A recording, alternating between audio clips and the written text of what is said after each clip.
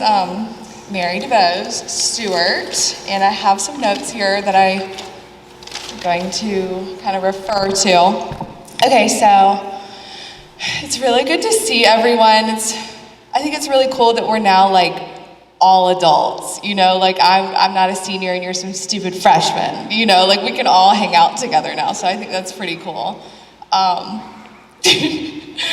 Okay, so I'm 27, I went to AC Flora, I'm from Columbia, and Brian came to Trinity when I was like 14. I was a freshman, and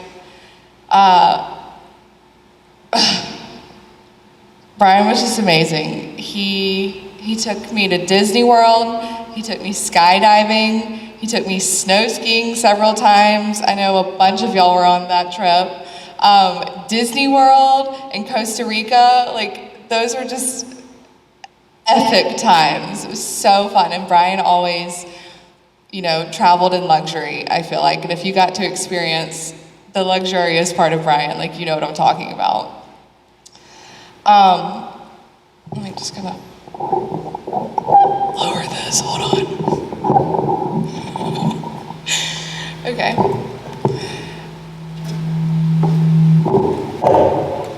Okay, that's better. I think it would be a disservice to Brian if we did not talk about the current epidemic. And I'm not talking about COVID, I'm talking about the mental health crisis that we're facing in America, in Columbia, and at Trinity. Brian is the third friend that I know from Trinity to commit suicide. And unfortunately, we lost Kelly Madden and Wes Summers, too. So I think it's time that we all take control of the quality and direction of our lives. And the only way to wake up from this trance is to shine the light of awareness on it. Without awareness, you can't ask for help.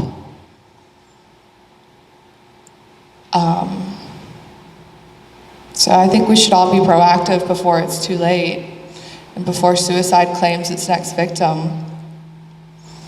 I think we have a responsibility to walk in the direction of peace. And I think peace is possible because I found it.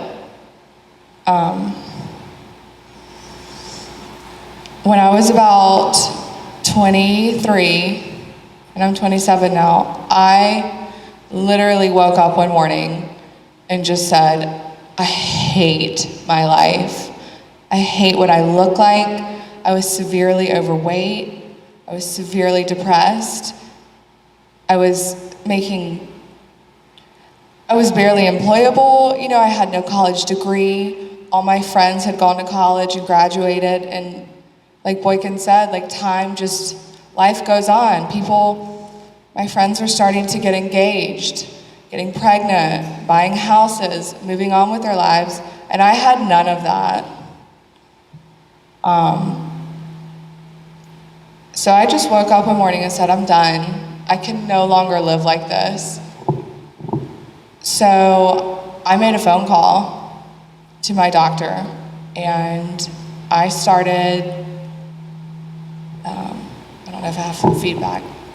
I started an antidepressant called Wellbutrin. I don't know if anyone is familiar with that, but basically Wellbutrin saved my life.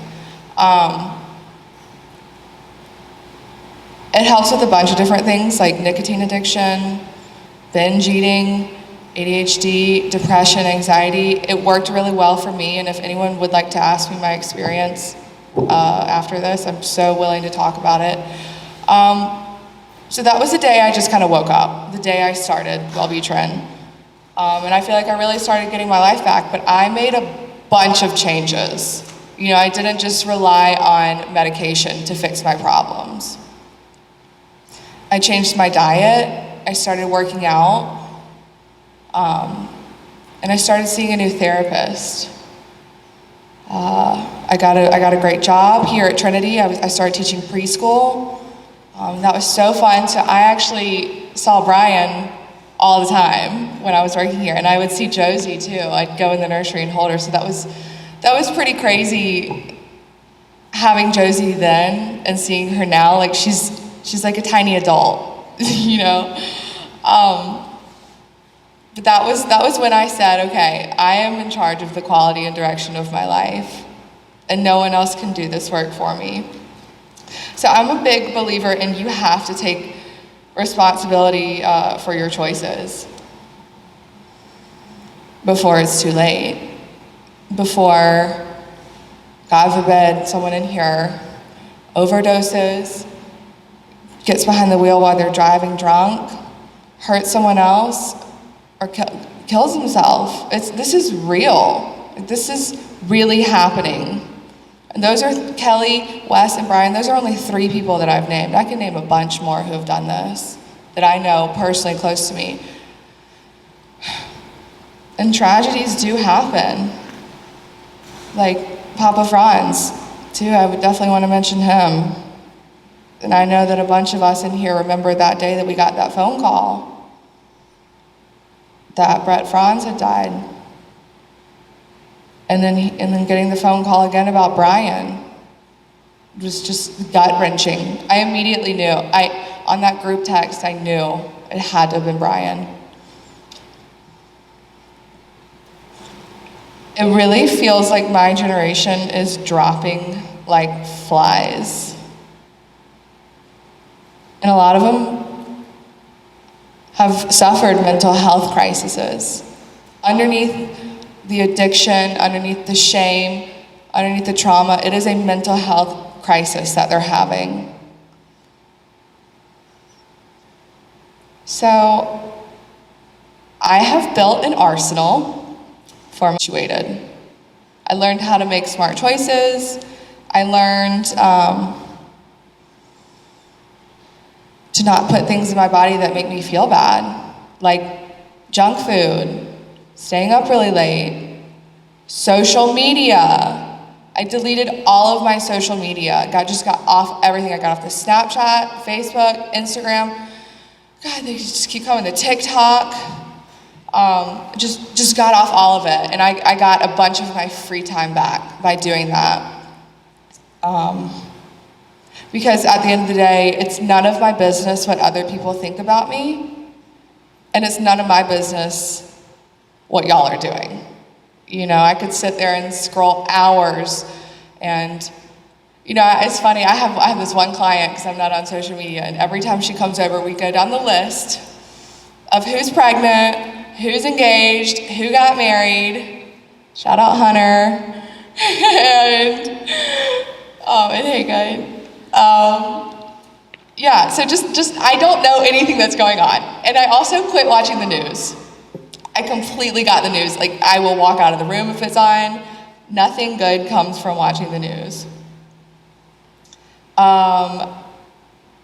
So I found a really great talk therapist. And then I started doing EMDR therapy, which maybe Claudia I really would like her to tell y'all about EMDR therapy and the benefits of it, because it is just phenomenal. And I'll just kind of touch on it real quick. Have you ever done something really stupid and you can't forgive yourself for it, and you can't move on, and you just sit there every day? It's what you think about going to sleep at night, and it's what you think about waking up in the morning. Like, you bombed a job interview, you got dumped, you know, just trauma. It's trauma. And everyone experiences trauma differently. So I started doing EMDR therapy to basically like reprocess some very painful trauma that had happened to me.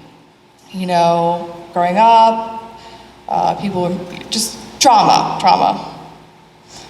And for the first time in my life, after doing the EMDR therapy, the voices in my head, like, completely silenced.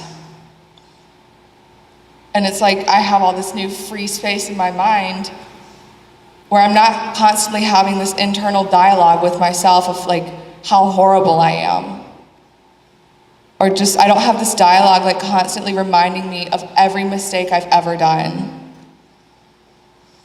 So EMDR was incredible. Highly recommend it. My spirituality, I've really focused a lot on that.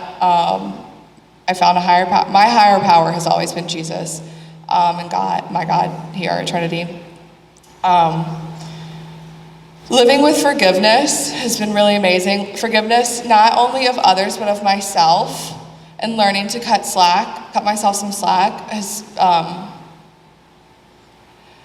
that was like essential, learning to cut myself slack and be kind to myself. Every night I journal.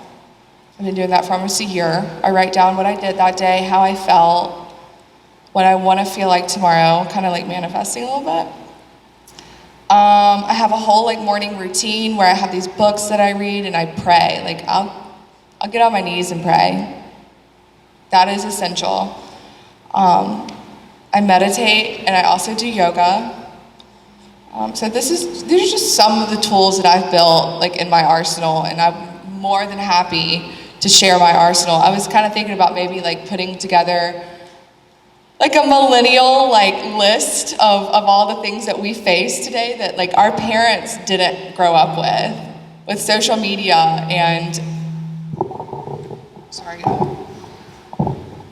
with social media and addiction and online dating, like, oh my God. So I might do that. So stay tuned. Basically like how I got out of that really dark spot and into this really great spot. I would like to share it with y'all, my little arsenal.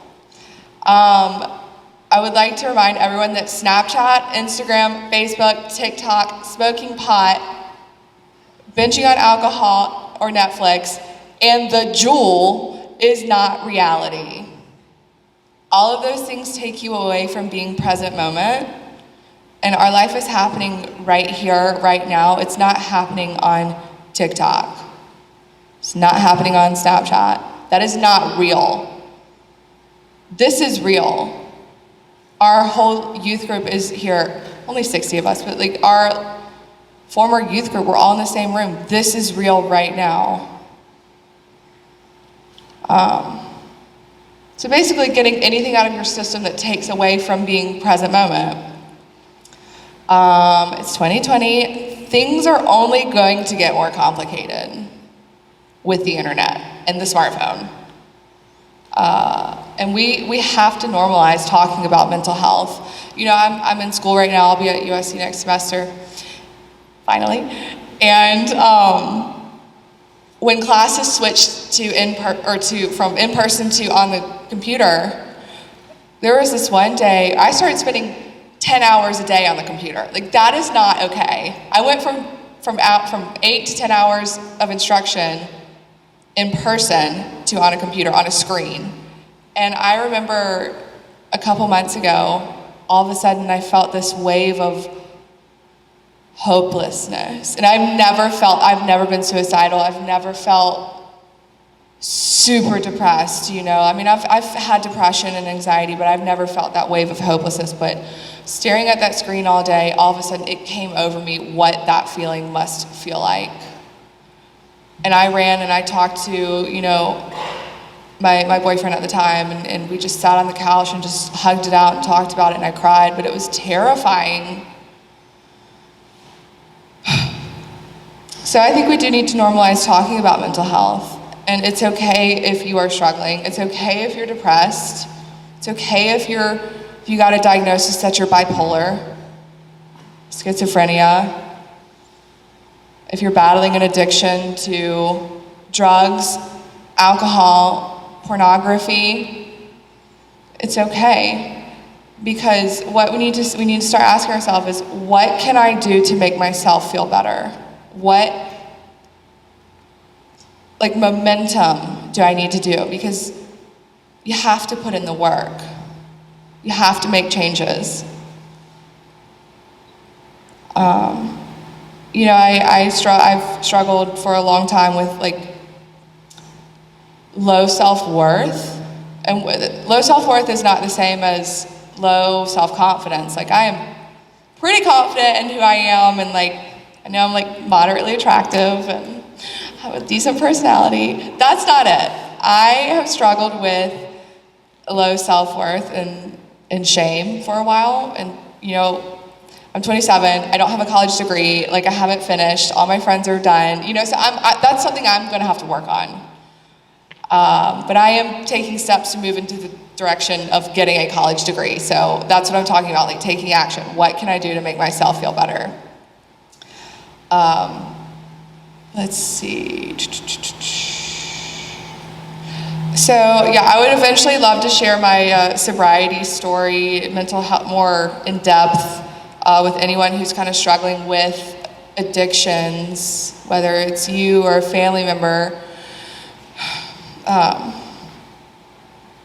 So let's see, I'm almost done.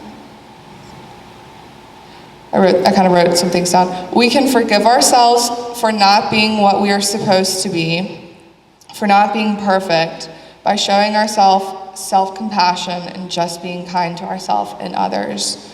I just recently learned about the self-compassion thing. That has really changed my life, just learning how to be kind to myself. That's been incredible, and I would love to talk to y'all about that one day. And the last thing I want to say is, I read this in a book, and it kind of spoke to me. The angel of death can teach us to live every day as if it is the last day of our lives, as if there may be no tomorrow. We can begin each day by saying, I am awake, I see the sun, I am going to give my gratitude to the sun and to everything and everyone because I am still alive. One more day to be myself. That is the way I see life. That is what the angel of death taught me, to be completely open, to know there is nothing to be afraid of. And of course, I treat people with love because this may be the last day I can tell you how much I love you. I don't know if I'm going to see you again, so I don't want to fight with you. Thank you.